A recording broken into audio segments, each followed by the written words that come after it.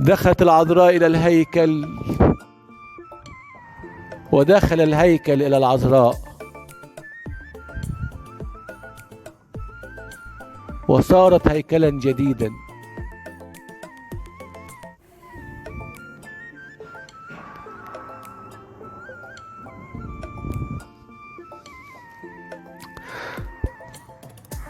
تطلعت الملائكة من السماء واحتارت، قالت ربنا يا رب احنا شايفين 2 هيكل في الارض،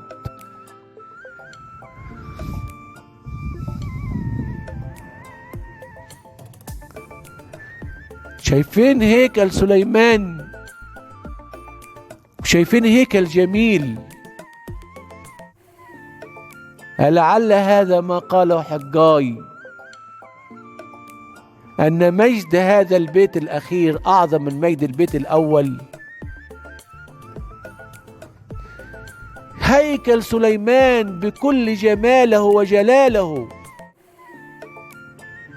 لم يكن شيئا أمام هيكل العذراء الجديد.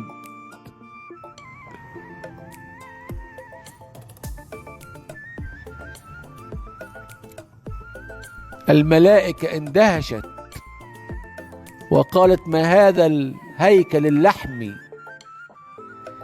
ما هذا الهيكل البكري، ما هذا الهيكل البكوري، ما هذا الهيكل الطفولي، ما هذا الهيكل الذي رائحة البخور الذي فيه أشهى من كل رائحة بخور.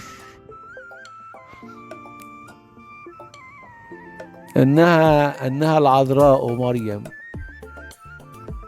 ودعوة لكل إنسان أن يكون مثل العذراء مريم. يا مناس هي فعلا هياكل مقدسة وأواني مطهرة. يا مناس عايشة بهذا القول الإنجيلي: أنتم هيكل الله